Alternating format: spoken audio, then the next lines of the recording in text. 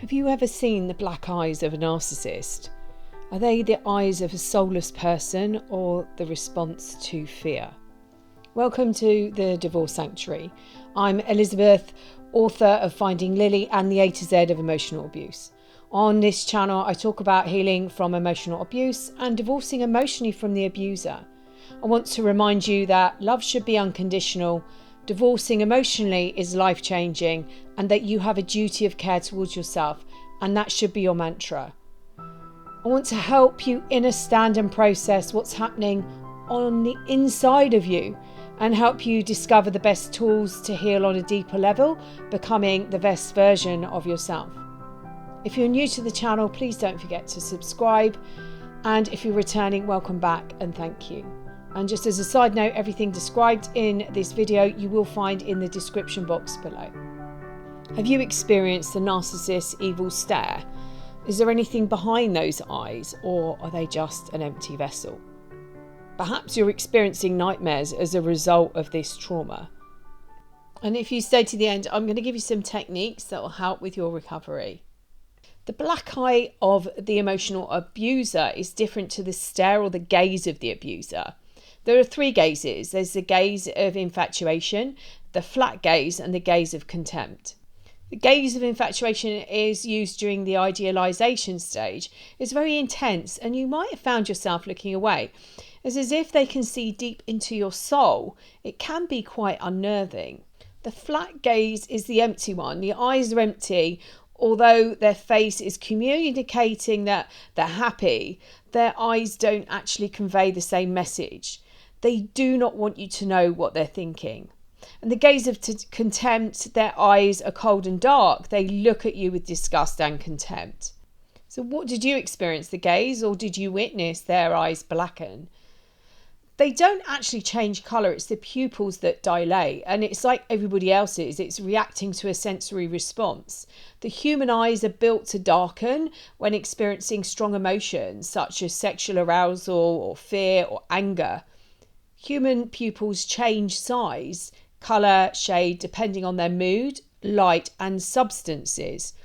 When the body is under stress, triggering fight or flight, the nervous system induces the pupil dilation, whereas the opposite happens when the body is at rest. Pupils contract and dilate according to the light that they're exposed to. This helps us regulate the amount of light that we receive. It allows us to see better in different light conditions. Pupils react to visual stimulations too. So a positive or negative response represented in the eyes. Our pupils can dilate or constrict in size according to whether or not we like what we see. So generally, the bigger the pupil, the more favourable and excited the response. Our pupils dilate to see something that we like. When fight or flight response is triggered, our body is preparing to protect itself, and the adrenaline rush causes the pupils to dilate, so that we can have a better vision or the best possible vision to see dangers. So if our pupils dilate in response to viewing something pleasurable, does that mean the abuser sees what they do is enjoyable? You might not have seen their eyes go dark. You may have sensed it first, like you sense to protect yourself and others, perhaps changing the conversation or moving people out of harm's way. If you sense them starting to rage, it's called walking on eggshells. You tiptoe around the abuser, trying not to wake the monster inside them. Your intuition tells you that something's about to happen. In their natural state, when the abuser has no audience, they're empty. There's nothing behind their eyes, a void. A bit like you might be experiencing now, looking at yourself in the mirror, feeling so empty inside. They come to life when they're causing pain and suffering, and they drain people of their energy to make themselves feel powerful and in control. During the cycle of abuse, they learned what was important to you, what you wanted from a partner. They then took on that role, created a character, but this mask became heavy and it slipped. You got a glimpse of who they really were before they had a chance to secure it back into place. You become aware of their odd behaviour and their lies. Their lies start to unravel. They gaslit you and they blame shifted onto anyone who was a suitable candidate. When people get angry, their emotional state activates their sympathetic branch of their automatic nervous system. This system is responsible for the fight or flight. This prepares the body to respond aggressively to a threat. In this state, a number of different things happen in the body. The monkey brain thinks the person is in danger and should defend itself. And the adrenal glands secrete adrenaline into the bloodstream. The heart rate and blood pressure and blood sugar levels increase. Blood flow is diverted to the muscles, because when you're fighting, there's no point in wasting oxygen and nutrients on your digestive system. And your pupils dilate. This is to see the threat better. It makes the eyes appear darker.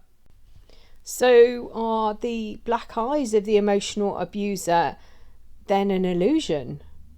The black eyes of the emotional abuser are a feature that are not easily forgotten, causing moments of panic and flashbacks. And for anyone who's experienced these black eyes, this goes deeper. It's not just about seeing a pupil enlarge through their own fear. There's an inner knowing of a danger around this person. The unmet needs of the child meant that the abuser's unable to master critical emotional development. They lack empathy and consideration for others. And the crucial stages they didn't experience leave them as children in adults' bodies, unable to take responsibility for any of their actions. And anyone that disagrees with them or their unreasonable expectations might be subjected to their narcissistic rage. There's something deeper and darker about the stare, and you may experience a dread deep within you, like a raping of your soul. So going back to my question earlier, if our pupils dilate in response to viewing something pleasurable, does that mean the abuser sees what they do as enjoyable? We know they enjoy seeing people in pain. It shows how powerful they are, what control they have over them. This black eye is just really a glimpse into what is on the inside. I said that I'd give you some techniques to help with your recovery. The emotional abuser uses their defense mechanisms to mask their insecurities and internalized shame from their childhood abuse, neglect, or trauma. Have you seen the black eyes of the emotional abuser? Are they the eyes of a soulless person or response to fear? Please let me know your thoughts in the comments below. Just because you recognize someone else is reacting through a trauma response, it doesn't mean you have to accept their behavior. Not everyone who experiences trauma in their childhood treats people in the same way.